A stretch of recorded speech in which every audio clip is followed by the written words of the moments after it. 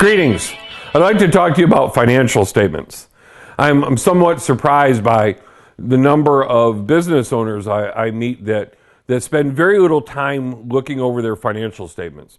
And I think part of that issue is because they really don't understand what the financial statements are and what the meaning of them is. So, I'd like to talk a little bit about the three primary financial statements that you're probably going to see the most or ought to utilize the most. The first one is just the basic balance sheet. And all the balance sheet is a snapshot of your particular the financial story of your business over time. Say for example, you were watching an action movie and someone knocks on your door and you hit the pause button, and what you see is you have some picture of some car coming off the deck of a parking structure, and what you can do, the person who walks in the door to see you, they look at this picture, and together you could make some assumptions about what was going to happen in the future. You could probably even make some assumptions about what the story was that led to that car shooting itself off the parking deck. But all you would really know for sure is what was happening at that precise moment of time. And that is the short story of the financial balance sheet of your company. The financial balance sheet of your company says, at this particular point in time, this is the financial strength of the company.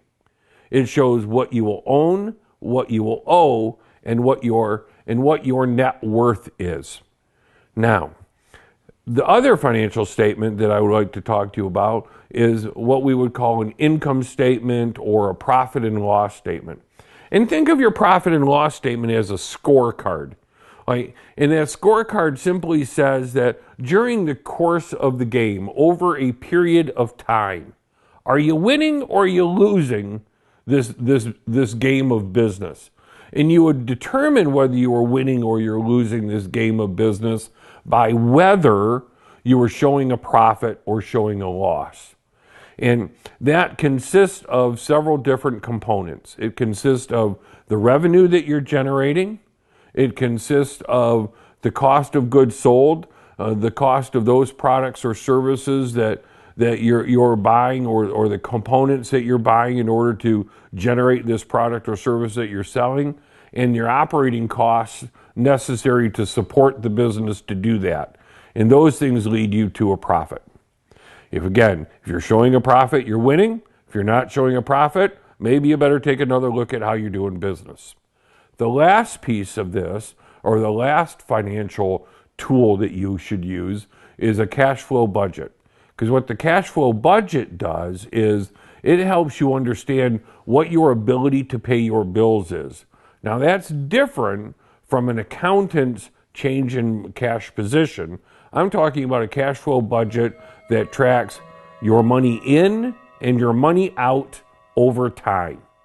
And that then gives you an understanding of what your ability to pay your bills is going to be, and what your ability to maintain cash reserves for the future is going to be. I hope this gives you some at least basic understanding of the financial tools that are at your disposal. If you'd like more information, or if you'd like some assistance in better understanding not only what your statements are, but how best to use them and interpret them, I would be more than happy to talk to you. Until then, take care and be well.